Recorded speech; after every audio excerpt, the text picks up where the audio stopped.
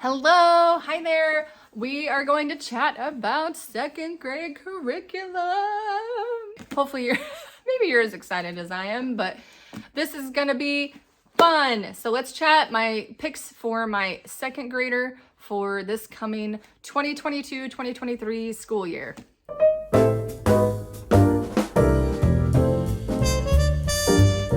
All right, thanks so much for joining me today. Hey friends, I'm Ashley. Welcome to Joyful Noise Learning.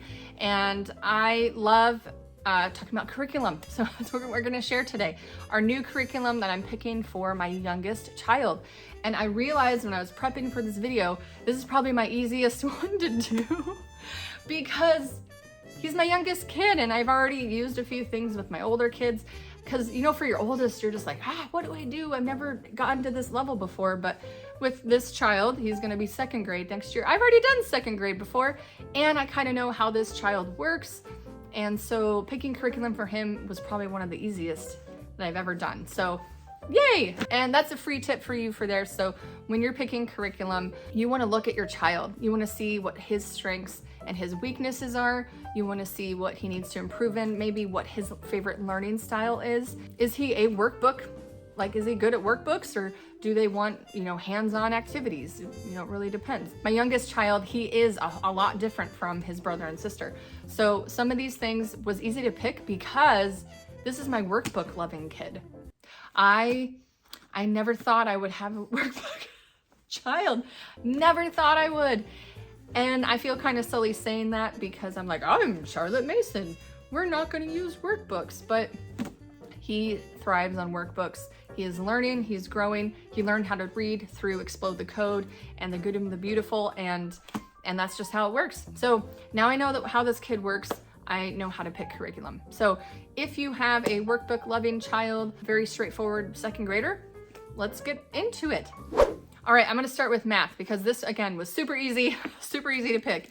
He has been making his way through Math with Confidence first grade by Kate Snow. So as soon as this is done, he's gonna hop into Math with Confidence second grade. For math, this has been such a great fit for him.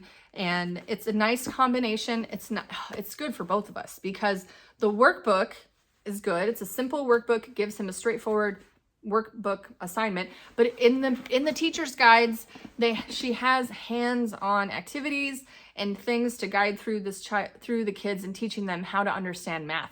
And I've really enjoyed this, and it's been a good fit for him. So he is just going to continue on into the next level for second grade. So yeah, that was easy. Okay, language arts. Yes, language arts. I'm still a little bit on the fence with some of these things, but we're going to try it, and I think it's going to go okay.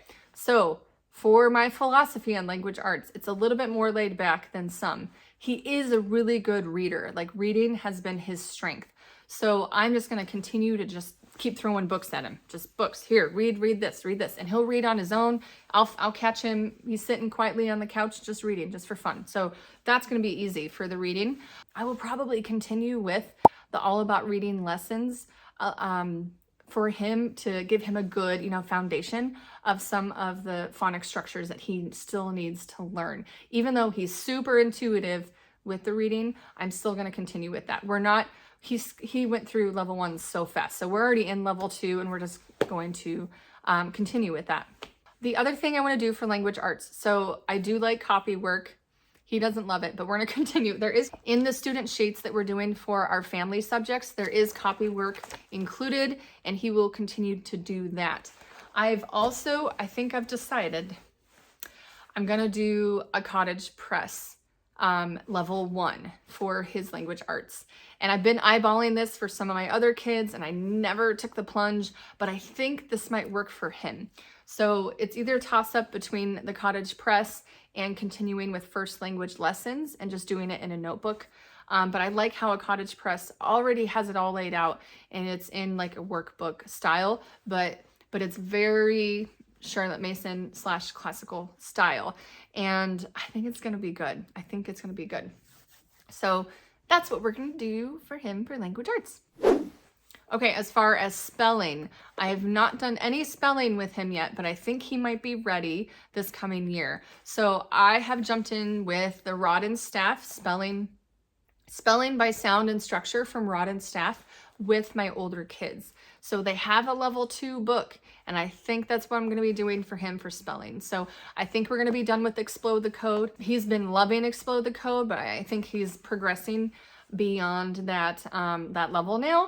So we're going to try and bump it up and do something a little bit different, but it's still definitely workbook style, very easy to follow and just do one section at a time. So if that just crashes and burns and turns into a train wreck, we'll go back to Explode the Code, and he'll be on Explode the Code level 3 next year for spelling. So that's my plan for that. I want to try this spelling by Sound and Structure level 2.